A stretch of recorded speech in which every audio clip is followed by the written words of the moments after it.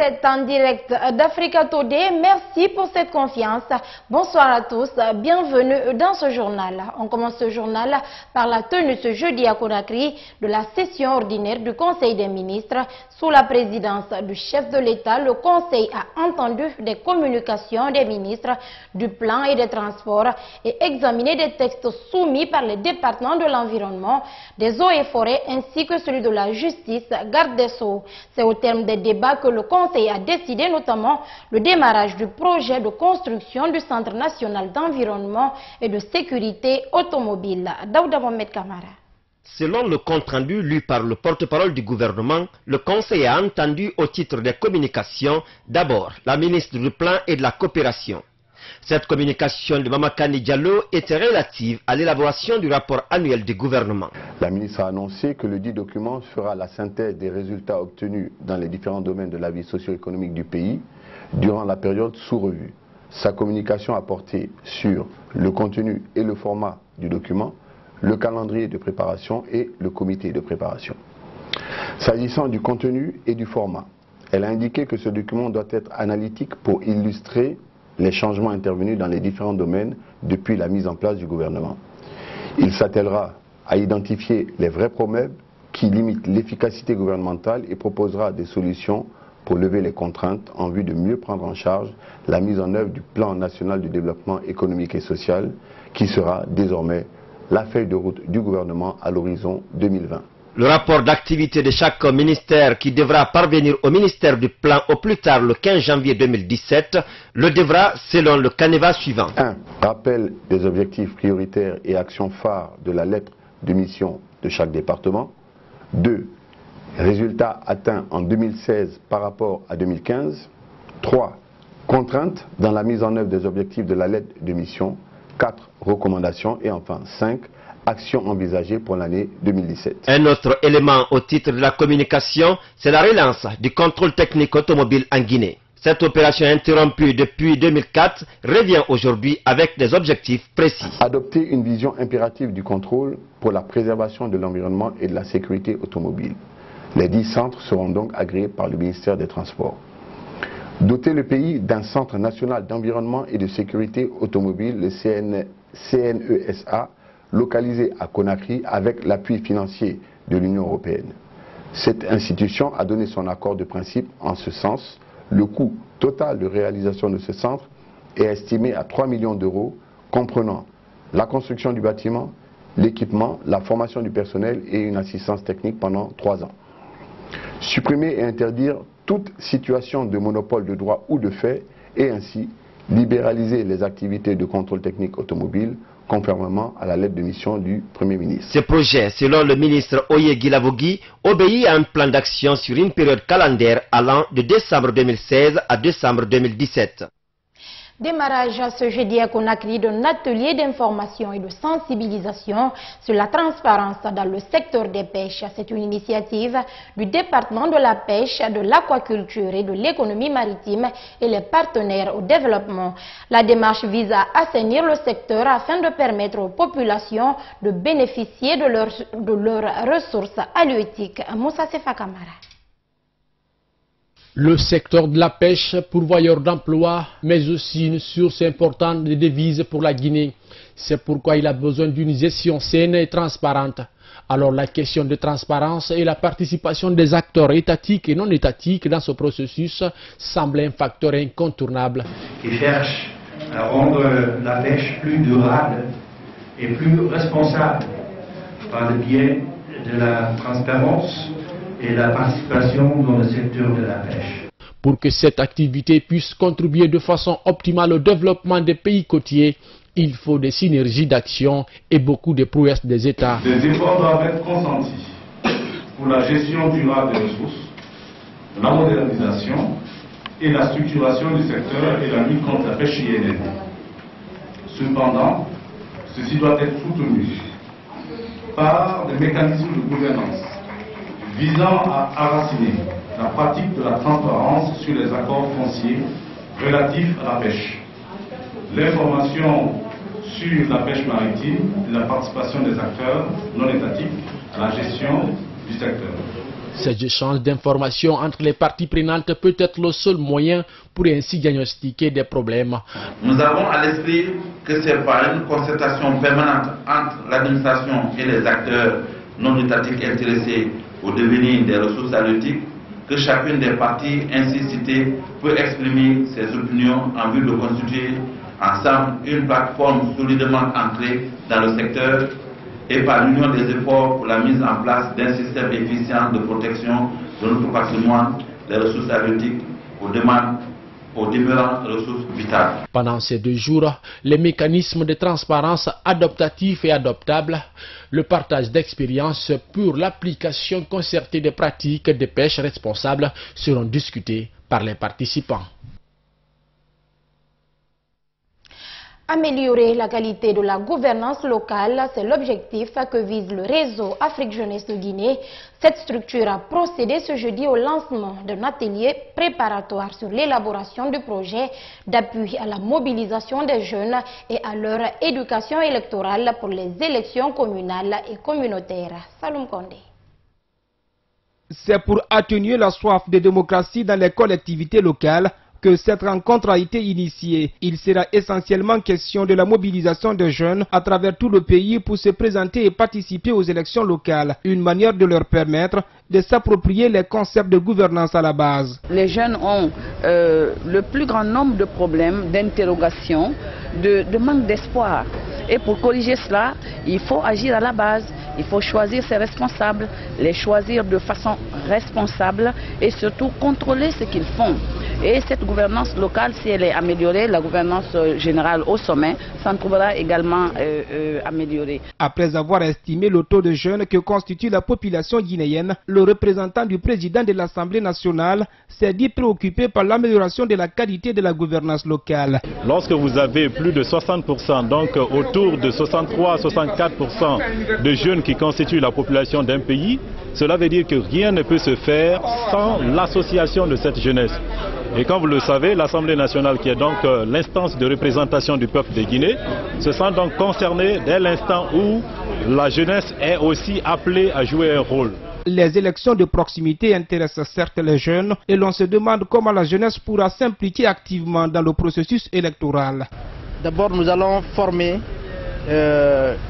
500 jeunes issus de ces communes rurales et des communes urbaines sur les enjeux des élections locales, sur les enjeux de la gouvernance locale, sur les enjeux de la participation et l'engagement civique au niveau de la base.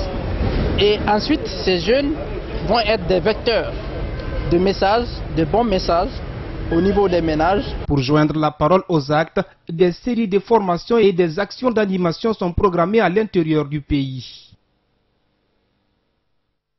Le CNOSC, Conseil national des organisations de la société civile guinéenne, a procédé hier mercredi à la présentation du rapport du plan stratégique 2017-2020. Une présentation qui intervient après la retraite de Kindia. Dans ce plan, le CNOSC a approfondi les analyses des différents contours pour être plus performant dans les 4 années à venir. Soari Boubacar. Après la retraite de Kindia, le CNOSC se voit désormais à mesure d'atteindre ses objectifs. Ceci grâce à l'élaboration d'un plan stratégique sur la période allant de 2017 à 2020. Dans ce plan, la structure a réussi à définir sa vision à travers une analyse profonde de ses forces, ses faiblesses et d'autre part les menaces et les opportunités.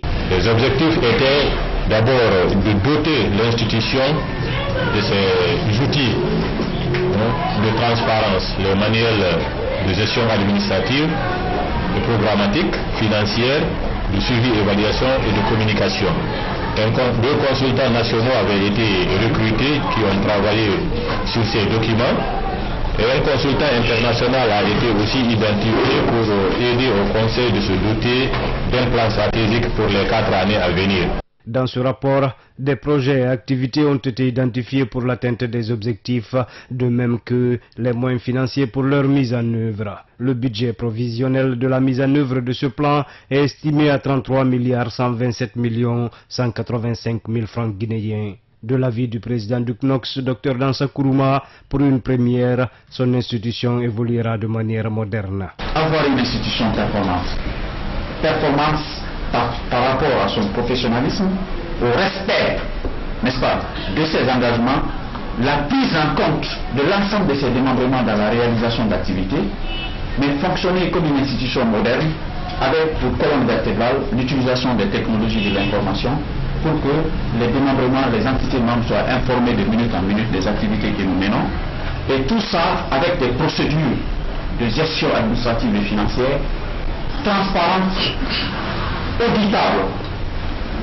C'est ça que nous avons mis dans le paquet Knox performant. Ça va sur une bonne gestion financière, une gestion financière saine, se soumettre à des audits annuels et un dispositif de contrôle interne. Et renforcer l'équipe du secrétariat administratif. En plus de cela, Dansa Kourouma promet que le CNOX jouera pleinement son rôle pour répondre aux attentes de la population en se focalisant sur le développement socio-économique du pays. La restitution des résultats de l'étude sur les pratiques, les priorités et les attentes des populations guinéennes dans la perspective des prochaines élections communales a été rendue publique ce mercredi à Conakry. Cette enquête a été menée dans les 7 chefs-lieux des régions administratives du pays et la zone spéciale de Conakry. Bamamadou Alpha. Cette étude a été menée du 8 au 15 septembre 2016 par 96 enquêteurs. Un peu plus de 5700 questionnaires exploitables ont été administrés sous le contrôle de 12 superviseurs. 6000 personnes ont été interrogées sur plusieurs thématiques, à savoir la mobilité intercommunautaire, l'information, la communication sur les communes et l'élection communale. Avec cette étude, nous avons voulu identifier ce que les populations ont comme priorité, ce qu'elles ont comme attente, mais bien sûr les pratiques qui sont celles les plus représentatives de ces populations pour permettre un peu aux partis politiques et aux différents candidats déclarés qui voudraient aussi se porter candidat au niveau des communes pour qu'ils aient tous des repères scientifiques sur les représentations les plus essentielles. Les résultats de cette étude révèlent que les communes occupent un point nodal dans le développement économique d'un pays, d'où la préoccupation des citoyens à la tenue des consultations électorales à ce niveau. Ces enquêtés des communes urbaines, bien sûr, elles pensent que les élections devront pouvoir remédier beaucoup de problèmes dans ces communes qui sont essentiellement des problèmes liés à l'eau potable, des problèmes liés aux infrastructures ou d'autres problèmes que nous connaissons tous qui sont en fait les quotidiens des populations. Nous ont exprimé qu'elles tenaient vraiment à ce que les élections soient organisées cette année, et ça c'est en fait des éléments importants de l'étude, et c'est un peu un signal qui est envoyé à la CENI, aux acteurs politiques. Cette initiative de l'Association guinéenne des sciences politiques vise à doter les populations d'une analyse scientifique sur les faits sociaux, contrairement aux spéculations. La présentation de ce rapport a connu la présence des représentants de toutes les couches de la société guinéenne, de l'Union européenne et du Centre européen d'appui électoral. Le ministère de la Jeunesse a lancé ce mercredi à Conakry une campagne de sensibilisation des adolescents et jeunes sur la santé sexuelle et reproductive dans les écoles et universités. En collaboration avec l'UNFP et le département, à travers ces séries de conscientisation de la couche juvénile en milieu scolaire, entend aller vers une jeunesse saine, engagée et déterminée pour la promotion de la santé reproductive. Alceni Diallo. Mettre les jeunes en avant, c'est le slogan de cette autre sensibilisation initiée par le gouvernement guinéen à travers le ministère de la Jeunesse. La campagne va s'étendre sur 4 jours et devra toucher des centaines d'élèves et étudiants à Conakry. Le thème retenu est la santé sexuelle et reproductive. Ce projet s'inscrit dans le cadre de la coopération gouvernement guinéen UNFP. Il vise à promouvoir la santé de la reproduction des jeunes et des adolescents à travers le pays.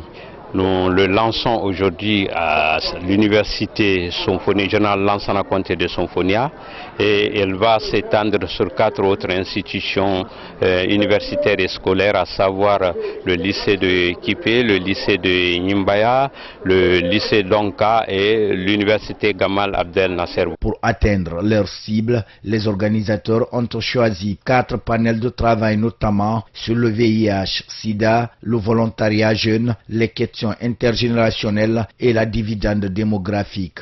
Et ces différentes thématiques devront permettre de trouver des pistes de solutions afin que le pays tire profit des avantages que représente sa jeunesse. Mais pour y arriver, il faut avoir des jeunes sains. En ce mois de décembre, retenu comme mois de lutte contre le sida, la secrétaire exécutive adjointe du Comité national de lutte contre le sida a mis l'occasion à profit pour énumérer quelques statistiques de cette pandémie du XXIe siècle en Guinée. Je tiens juste à vous rappeler qu'aujourd'hui, au sein de la population, le taux de séroprévalence du VIH est de 1,7%.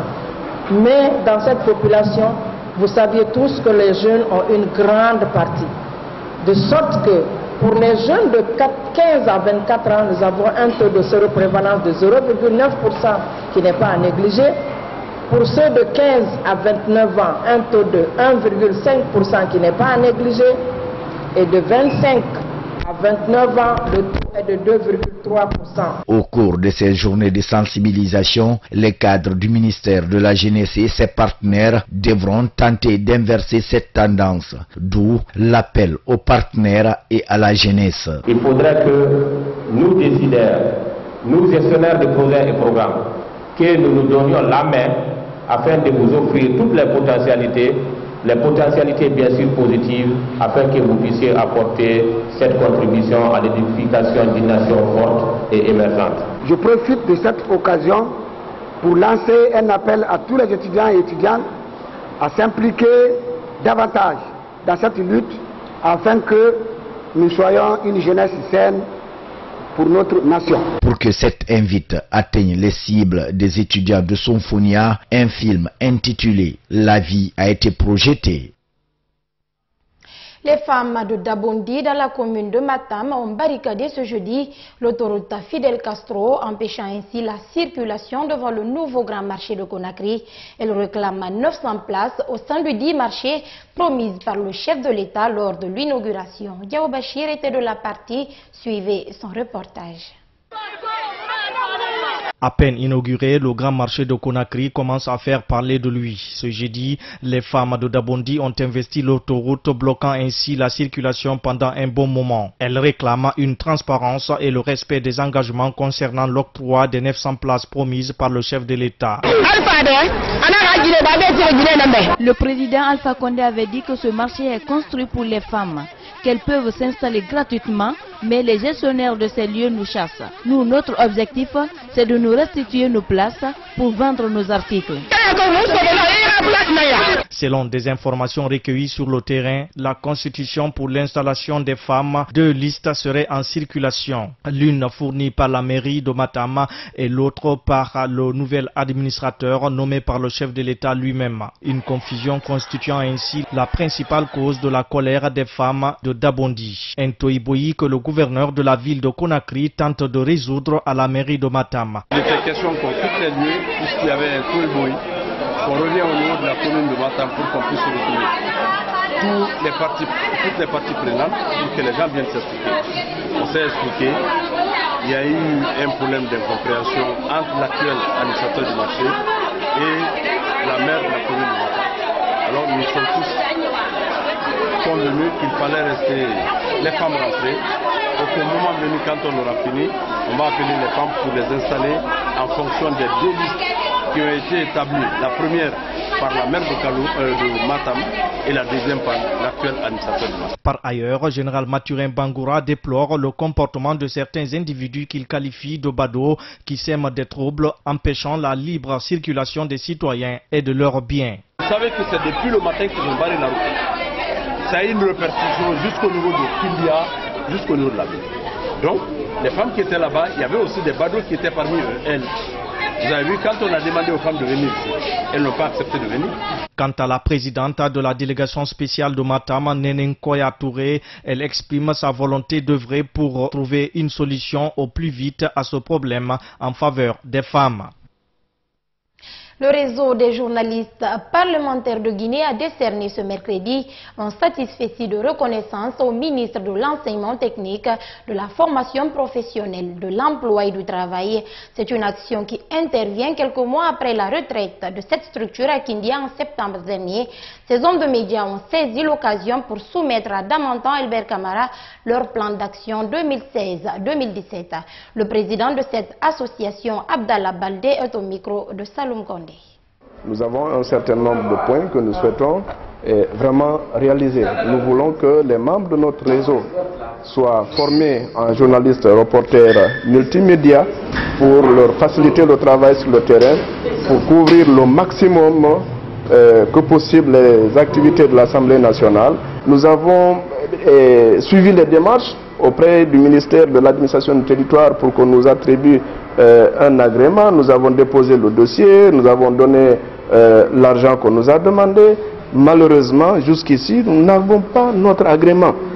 Cela constitue pour nous un handicap sérieux et c'est un défi que nous voulons lever. Nous pensons que le ministre de l'administration du territoire suivra à partir de vous ce cri de cœur pour qu'il puisse nous aider à avoir cet agrément et valoriser, si vous voulez, notre existence sur le terrain et permettre que nous ayons un statut juridique. Le ministre a rassuré cette association quant à l'obtention de leur agrément et a recommandé à ces hommes de médias de faire preuve de créativité dans le domaine médiatique. Damantan Albert Camara est au micro de Saloum Kondé.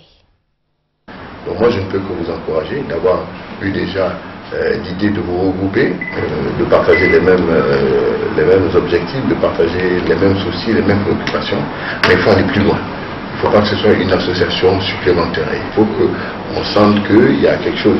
Le jour où vous produirez une étude bien menée sur un certain nombre de phénomènes ou d'éléments ou de secteurs d'activité du domaine parlementaire, que cette étude-là sera publiée, qu'elle sera consultée par l'Union européenne, l'Agence française de développement, tous ceux qui nous aident. Là, vous aurez déjà atteint une certaine envergure, et ainsi de suite, jusqu'à devenir une institution indispensable dans l'environnement du monde parlementaire. Le championnat national de karaté se tiendra du 16 au 18 décembre prochain au stade du 28 septembre de Conakry. Cette rencontre sportive mobilisera plus de 500 athlètes pendant 2 jours dans la capitale guinéenne. C'est une initiative de la Fédération guinéenne de karaté et des arts martiaux affinitaires. Compte rendu Yanka Sissé. Les athlètes de cette ligue régionale de l'intérieur du pays et ceux des clubs de Conakry se rivaliseront en 2 catégories. La compétition se tiendra en 2 catégories, les catégories kumité et les catégories kata. Les comités qu'on appelle les combats corps à corps et les kata, ce sont des combats imaginaires contre plusieurs adversaires imaginaires. Pour le nombre de participants, toutes les régions administratives, je veux parler des 8 ligues, les ligues, à l'exception de cette ligue, à l'exception de Conakry, seront là avec 5 compétiteurs chacune. Aujourd'hui, la gendarmerie se propose de présenter 2 équipes, l'ASFAG se propose de présenter 2 équipes, il y a plus de 50 clubs à Conakry. C'est un minimum de 500 compétiteurs attendus. Ce trophée porte le nom de Sia Kabari, ministre des Sports, de la Culture et du Patrimoine historique. Une manière pour la Fédération guinéenne de karaté de reconnaître l'intérêt que le chef du dit département accorde au sport de son pays. Le seul ministre qui a le temps de recevoir les fédérations sportives nationales, au début et à la fin. Au début des événements, il vous reçoit, il vous conseille. À la fin, il vous encourage ou il vous remercie. Donc, on a pensé que ce jeune ministre aujourd'hui, compte tenu de l'intérêt qu'il a pour le sport guinéen, nous l'avions dédié ce trophée. Et je crois que c'est tout ce qu'on peut faire en restitution de sa bonne foi vis-à-vis des fédérations sportives nationales. Selon les initiateurs de cette compétition, ce rendez-vous de Conakry est d'une importance capitale dans l'organisation prochaine du championnat d'Afrique de la zone 2. Ce championnat a un défi très important puisque l'année prochaine, nous organisons le championnat d'Afrique de la zone 2 qu'on appelle la Tika Zone. Mais on ne peut pas aller à la Tika Zone sans organiser un championnat national, mettre une équipe digne pour défendre les couleurs de la Guinée. Je crois que le challenge est à relever. Les 13 médailles obtenues au cours de ce championnat d'Afrique à Bamako, avec la 3e place, en tant qu'organisatrice de cet événement, alors notre rêve est de prendre la 1re place. Et cela ne pourra se faire que quand on mettra une équipe digne en place. Rendez-vous donc est pris pour le 19 décembre pour découvrir les nouveaux détenteurs de ces 4 médailles. La chute d'Alep n'en finit pas. La partie est de la 2e ville de Syrie n'est plus qu'un amas de ruines. Après 4 semaines de bombardements et d'offensives de l'armée syrienne, les dernières poches de résistance rebelles ont été vaincues. Une rébellion qui a réussi l'autorisation d'évacuer ses combattants. Dernier acte d'une victoire symbolique pour Damas et peut-être la fin d'un calvaire pour des milliers de civils. Regardez. Ces images satellites sont tournées et diffusées par le ministère russe de la Défense. On y voit clairement une vingtaine de bus alignés. Sur la route, des grappes d'habitants sortent des ruines et les rejoignent. Il est 12h30 heure de Paris, l'évacuation d'Alep-Est a enfin commencé. Depuis tôt ce matin, ces bus officiels étaient prêts.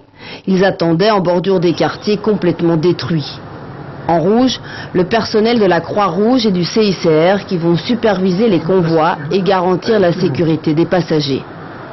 Une dizaine d'ambulances sont également sur les lieux pour prendre en charge les blessés.